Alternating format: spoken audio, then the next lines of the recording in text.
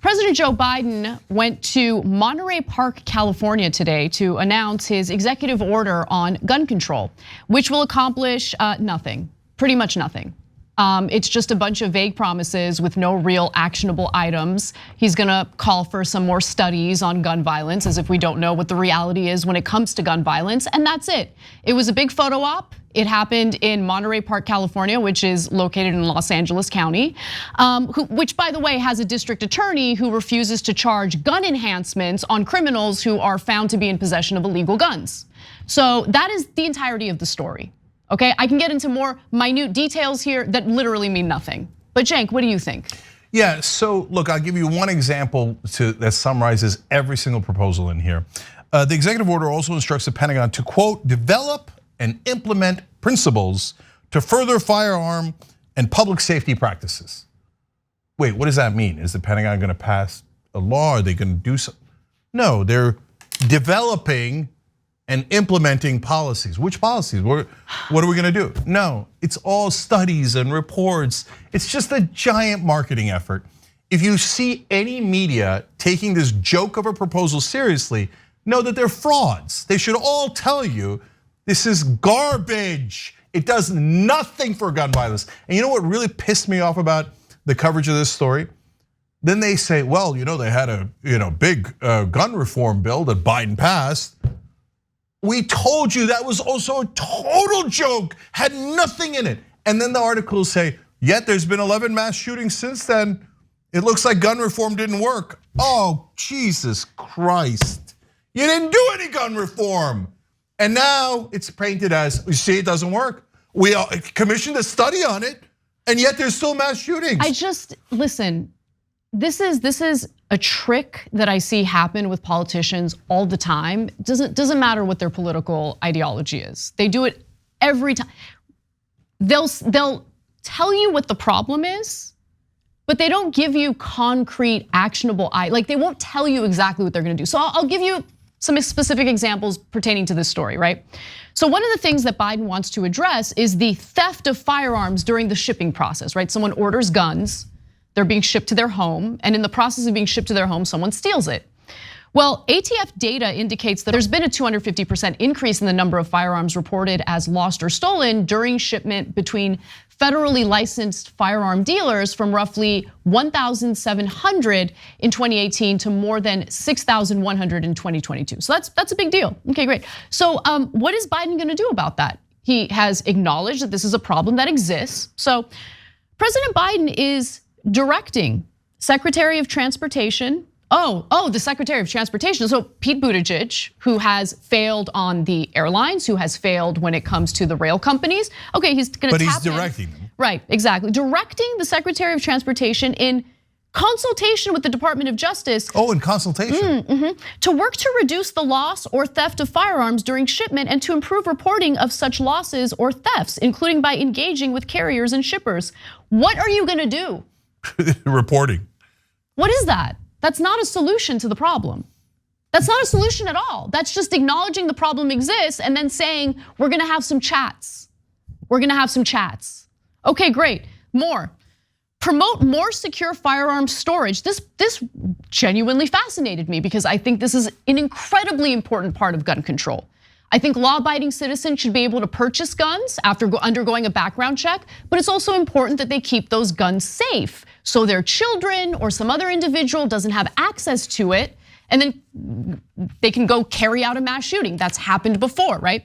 Well, here's what the Biden administration wants to do.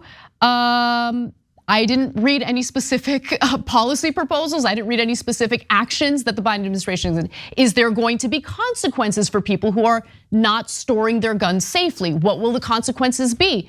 How will we enforce that policy? No details whatsoever. This was nothing more than a PR stunt. It was a photo op. Yep. And how did the press respond to this super obvious PR stunt? I'll read you this CBS headline on this. Biden speaks after issuing new executive order aimed at reducing gun violence. It makes it sound like he's going to reduce gun violence when he's going to do no such thing. So on federal background checks, that's really important, and it is wildly popular. About 90% of Americans want universal background checks. You know what Biden's proposal is? And this is his top proposal. It's to clarify background checks that already exist. Well, I didn't know we were doing clarifications. Wow, that does seem really important. What else have you clarified, Mr. President? But nonetheless, CBS says in the middle of the article, Mr. Biden's rhetoric has only grown stronger around guns. Boy, his rhetoric is so strong. Last one. All right, well, how about ballistics data? Well, Mr. Biden is also mandating better reporting of ballistics data from federal law enforcement. By the way, they were already supposed to do that. He's like, just make it better.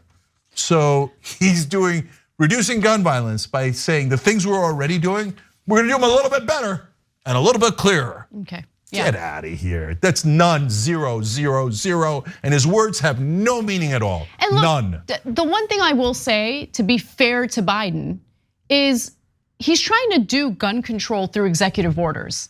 And we all know that's not gonna work, okay? You need Congress to pass legislation, and Congress is broken because the system is corrupt. You have to root out the corruption in order to have a government that actually represents the best interests of the American people. Executive orders are flimsy as hell because it could be reversed instantly as soon as a new administration comes into power. With the Biden administration having to deal with a right-wing Supreme Court, his executive orders could be overturned while he's still in the White House by this right-wing Supreme Court. So relying heavily on executive orders to deal with a massive problem in the United States is just not a smart strategy. It's not going to work. But at the same time, can reporters just be honest about the reality here? Because Biden really hasn't done anything because he's limited, number one, and he wants to take credit for something that is honestly incredibly vague and lacks the specificity necessary to get that credit. And as with all issues, including mainly economic issues, Biden wants the credit without actually doing anything, and the media gives it to him by saying he proposed it. So last thing, guys, look, I am always in favor of being constructive, so constructive critique. So is there anything Biden could do? Of course there is. Do you know that right now, according to Gallup polling, Americans by 63 to 34 say that they are dissatisfied with the gun laws in this country, that the gun laws are in general too lax. That's a 30-point advantage. It's the largest in American history on polling on this issue. So that's when Democrats can jump in and go, hey, we got about 2/3 of the country on our side. Go to Congress and start putting up pictures of dead kids and saying, this is what happened because of the AR-15. This is what happened because of assault weapons. Dead kid after dead kid, and say, hey, Marco Rubio, Ted Cruz, look at that picture, then tell me you don't want regulations on assault weapons. Say it next to the picture. You know what would happen?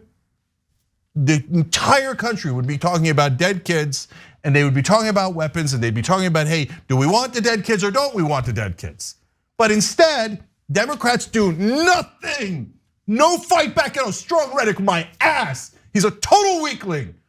I would crush the Republicans on this. Every time they said, oh, drag show, I'm so worried about the kids, I show dead picture and say, these are the kids that were murdered, and you didn't give a damn about them. You see any Democrat with 1% of that passion, they don't care. They're slimy, greasy politicians, both sides. One side's supposed to overpower the other side, and in this theater, the other side's supposed to go, oh, there's nothing we could do, we just clarified our positions. And corporate media is supposed to go, oh, the Democrats, they fought so hard. Oh, they were on your side. But it turns out there was nothing they could do. They're all liars. There's 1,000 things they could do. They just choose not to do it. Thanks for watching The Young Turks, really appreciate it. Another way to show support is through YouTube memberships. You'll get to interact with us more. There's live chat emojis, badges.